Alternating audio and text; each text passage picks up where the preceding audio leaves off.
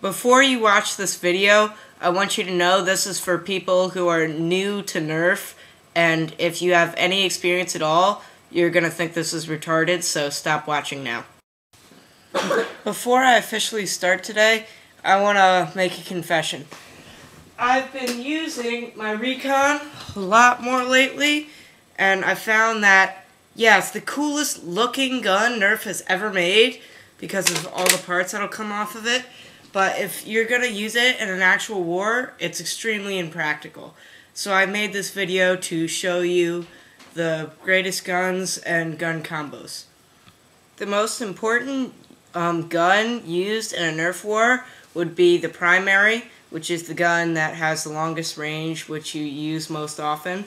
And for my primary choices, I have the Hornet, which base, I haven't modded this yet, 70 feet after about 20 pumps, but it is a pump weapon, so it's kind of slow. And the long shot, because it uses clips, which are quick, and it shoots, well, mine before modding was 35 feet, and after modding 50, and that's all you have to do to load it.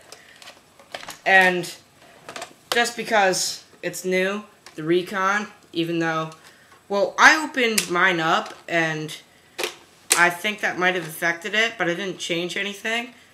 So, it's still in a consideration for a primary, because it's still quick, like the long shot is. It just doesn't have the range. Now, let's talk price. The long shot is $30, and totally worth the money for the 30 feet, or 50 if you mod it, that it shoots. The Hornet comes in a pack of other guns, and altogether that's $40. The Hornet is really the only good gun in it for war purposes, but it also comes with the Titan, which shoots a really big rocket, so that's cool if you're gonna like make a movie with it. And that's basically why I got the Recon, because you'll be seeing it in a lot of the movies me and my friends make for Team Gravity. Personally, I think the Hornet is the better buy because it's faster, more accurate, and the only reason you'd ever get the long shot over the Hornet is so you didn't have to pump. But if you pump it and learn how to use it quickly, totally worth it. The next important decision is your secondary weapon, and for the candidates I have voted for these positions are the Firefly and the Mag Strike. Personally, I think the Mag Strike's better only after it's modded, and the mod's really easy. You can check out my other video and I show you how to do it.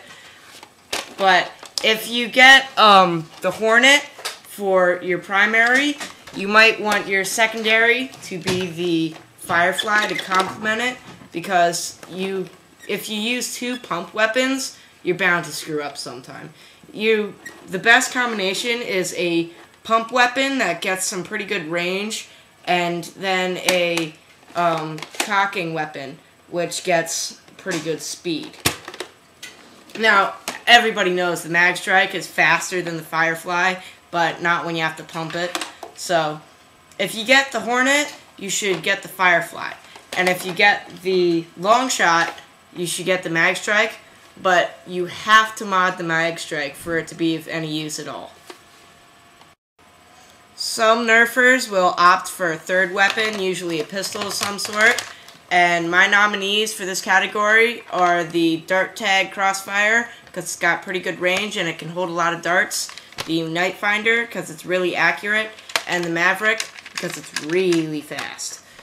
Now, the Maverick has the least range of the most of them, and if you're using the Firefly for your secondary, don't use the Maverick, because it's basically the same gun, but with 6 barrels instead of 8. But if you use something, really pistols aren't needed, because if you use a good secondary, it basically covers the pistol. But if you do choose a pistol, the Maverick is definitely the best one. My Maverick's broken, but I still got it to rotate, and mine can do something that the stocks can't.